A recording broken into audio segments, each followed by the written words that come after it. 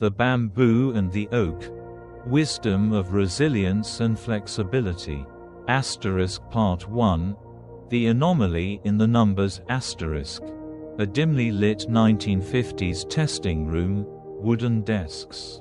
The scratch of pencils. The weight of silence pressing down on students hunched over analog IQ tests. The questions demand concrete answers. What is the capital of France? Solve this arithmetic problem. Define this word. Fast forward to today. A bright, dynamic classroom. Screens flickering with abstract patterns. Test takers manipulating 3D shapes in their minds. Navigating hypothetical scenarios that would have baffled their grandparents. Between these two worlds, buried in decades of data, a mystery waited. Psychologist James Flynn noticed something strange. IQ scores weren't just rising. They were soaring, not because humans were evolving biologically in a mere half-century, but because something fundamental had shifted in how we think. The numbers whispered a paradox. Were we getting smarter? Or had we simply rewritten the rules of the game? The Flynn Effect revealed a startling truth. Each generation outscored the last by roughly 3 points per decade. But beneath this triumph lurked uneasy questions. If our ancestors sat today's tests, they'd struggle. Yet if we stepped into their world, could we start a fire without matches? Navigate by the stars. Remember epic poems by heart. The modern mind had traded one kind of intelligence for another. And then, the unsettling twist. Somewhere in the 21st century, the numbers began to stall. The curve wasn't climbing anymore. Had we reached the limits of our adaptability? Or were we witnessing the first cracks in a fragile system? Part 2. The Three Winds of Change. We taught them the game, and they mastered it. But what exactly was the game? Three forces reshaped the modern mind. First, education's quiet revolution. Gone were the days of pure memorization. In came abstract reasoning.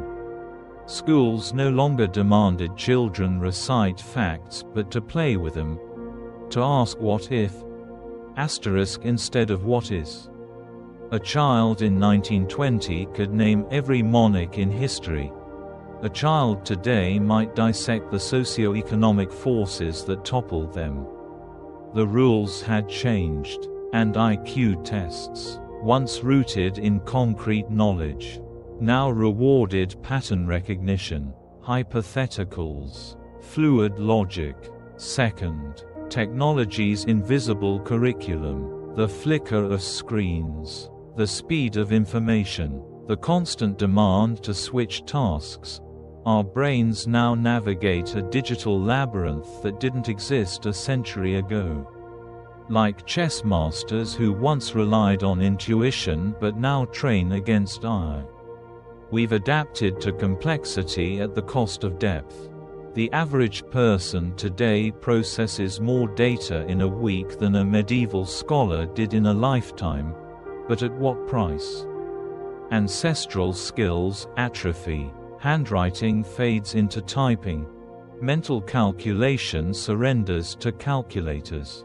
We traded the oak's steadfast roots for the bamboo's rapid sway. Third, the unsung hero, nutrition. Iodized salt, fortified milk, protein-rich diets, the building blocks of brain development. A well-fed mind is a flexible one. Yet even here, irony lingers. As developing nations catch up, their Flynn Effect surges, while the West scores plateau. Have we hit diminishing returns? Or is something more profound at work? The chessboard is a mirror. Grandmasters today don't play like their predecessors. They've internalized the machine's cold logic. sacrificing stylistic flair for ruthless efficiency. Human intelligence, it seems, is not a fixed peak but a river, carving new paths when obstacles arise.